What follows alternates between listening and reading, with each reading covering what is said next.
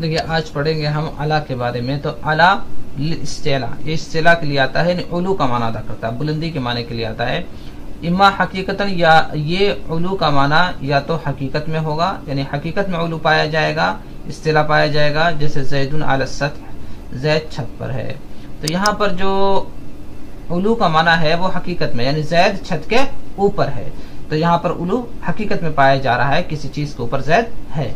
وہ اما مجازن، اور یا پھر یہ علو اور استعلا کا معنی مجازی ہوگا، یعنی حقیقت میں یہ علو نہیں ہوگا، اس کے اندر مجازن علو بولا جائے گا. جیسے علیہ دینن، اس پر قرض ہے. تو اس پر قرض ہے، اب مطلب قرض کوئی ایسی چیز تو ہے نہیں جو کسی کے اوپر بیٹھی رہے، کسی کے اوپر موجود رہے. مطلب فزیکلی تو ایسا ہو نہیں سکتا، لیکن ایسا بولا جاتا ہے علیہ دینن، اس کے اوپر قرض ہے یا اس پر قرض ہے. یہاں پر جو علو کا معنی ہے، استعلا کا معنی ہے، یہ مجازی ہے. وقت تکون بمعنی با، اور کبھی کبھی علی با کے معنی میں ہوتا ہے. جیسے مررت علیہ بمعنی مررت بہ.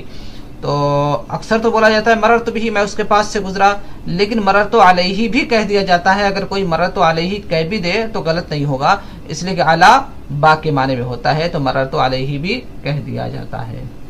وقت تکون بمعنی فی، اور کبھی کبھی علی فی کے معنی میں ہوتا ہے. فی کا مطلب ظرفیت کا معنی ادا کرتا ہے، چونکہ فی ظرف کے لیے آتا ہے. جیسا کہ اللہ تعالیٰ کا قول ہے ان کنتم علی سفرن، اگر تم سفر میں ہو، یعنی علی سفرن یہ فی سفرن کے معنی میں ہے.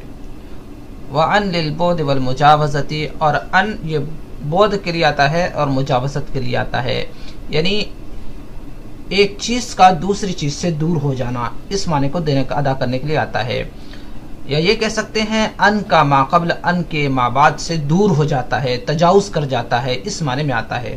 جیسے رمیت السہم عن القوس، میں نے تیر کو پھینکا عن القوس، قوس سے، یا میں نے تیر چلایا قوس سے، میں نے تیر چلایا قوس سے. تو تیر سہم جو ہے یہ قوس سے الگ ہو گئی، جدا ہو گئی اور دور چلی گئی. تو یہ معنی دینے کے لیے ان آتا ہے. جیسے اس کی ایک دوسری مثال ہم اس طرح سمجھ سکتے ہیں ادیت الدین عن زید، میں نے قرض کو ادا کر دیا زید کی جانب سے. تو قرض دور ہو گیا زید سے.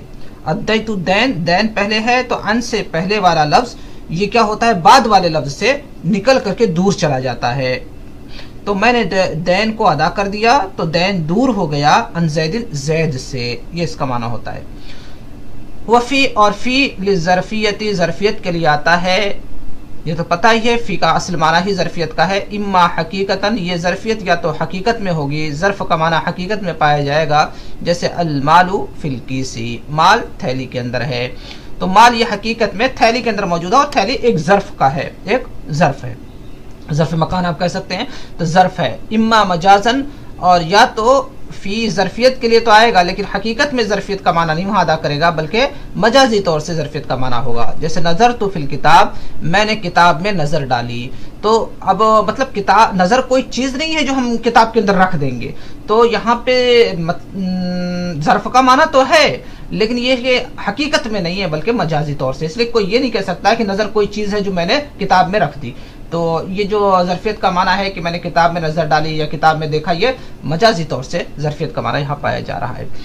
اس کے بعد ہے وللاستعلاء، اور فی استعلاء کے لیے بھی آتا ہے، علو کے معنی میں ہوتا ہے. استعلاء کا مطلب علا کا معنی ادا کرے گا. آپ کو پتا ہے کہ علا استعلاء کے لیے آتا ہے، تو فی بھی استعلاء کے لیے آتا ہے، یعنی علا کا معنی ادا کرتا ہے، علو کا معنی ادا کرتا ہے. جیسا کہ اللہ تعالیٰ کا قول ہے وَلَأُصَلِّبَنَّكُمْ فِي جُذُوعِ النَّخْلِ، اور میں تمہیں ضرور سولی دے دوں گا کھجور کے تنوں پر. تو کھجور کے تنوں میں، تو کھجور کے تنوں میں تو سولی نہیں دی جا سکتی، کھجور کے تنوں پر سولی دی جاتی ہے. یعنی مطلب کیا ہے، عَلَى جُذُوعِ النَّخْلِ، یعنی کھجور کے درخت کے تنوں پر میں تمہیں سولی دے دوں گا.